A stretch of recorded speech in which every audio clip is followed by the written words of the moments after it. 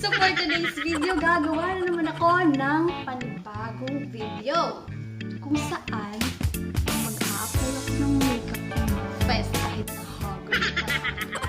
So, para. Hi B! So ganito yung lagi ko ina-apply sa mukha ko. Usually kapag may lakad na ako sa labas. So, skin lang ako pagkatapos kong hugas or ginagawa mo? Kulay. Yeah. Kulay. Pillow powder. And after, coating lipstick na lang. Correct. Gagawa tayo ngayon ng video na makeup tutorial in a simple way. So, meron tayo ito. Meron din tayo ito. Ganito sa Japan. Maybelline. And this. Okay, hindi ko na lang ipapakita kasi ipapakita ko na lang kapag i-apply ko na siya. Meanwhile. Hi B, sa simula, gagamit muna ako ng skin oil tsaka nito. Okay, done!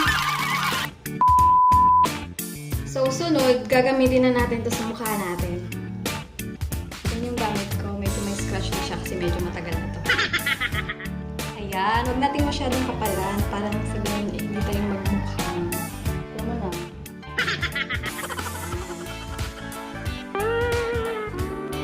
So, ayun. Tapos na tayo. In-apply na natin to. So, sunod, gamitin naman natin itong gel para sa apply natin. So, ito nga pala guys, ano siya? Mga B. Kate in Tokyo. Basta yun yung pangalan. Yun yung brand niya. Tapos isunod natin ito, yung blush on. Yung blush on. Yan, pantay ba? Yan. Tapos, sunod na natin to sa lips. Ito yung pinaka-favorite lipstick ko. Yung Revlon. Ayan. So, ayan. I-apply na natin yung lipstick. So, guys, actually, itong ini-apply ko na to yung kapag kayong napaka-bongga na ng okasyon. Acquaintance party, ganyan. Or may party sa company nyo. Hindi siya yung tipong lalabas ka lang dyan sa labas tapos maglalagay na yung ito. Ay, ewan ko lang. Depende lang sa inyo yung mga bili. So, last ko na rin nilalagay itong mascara. Yung volume. Great volume mascara. Ibinigay ito sa akin ng anak-anakan ko. Shoutout nga pala sa iyo, nak. Salamat dito. So, yun na yun mga B.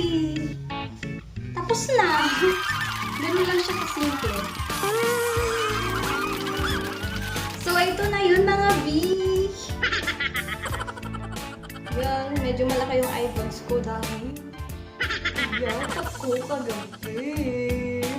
Dahil umaga na ako nakatulog dahil excited ako mag-vlog kayo. Naisip ko mga bagay-bagay at i-comment nyo lang dyan kung anong gusto nyo i-vlog ko at gagawin ko yan. So, ayan na. Ito na yung result. That's it. And papasahan ko yung boyfriend ko na looks na to at ipaparate ko siya kung hanggang So, ikaw ba? Ilan ba yung rate? Meanwhile. So, yan. Tingnan natin. Hindi ko na na-picture ng before and after. Mamaya na lang.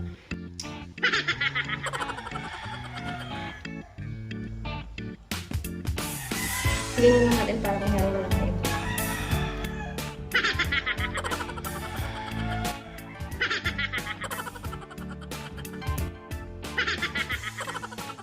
So, that's all for today. And thank you, B. Thank you, B. So, B, kung nagustuhan mo ang video na ito, huwag ka nang magpatumpik-tumpik pa. Huwag ka nang magpa-pigil pa. I-like mo na yan, mag-comment ka na, and subscribe to my channel. Bye-bye!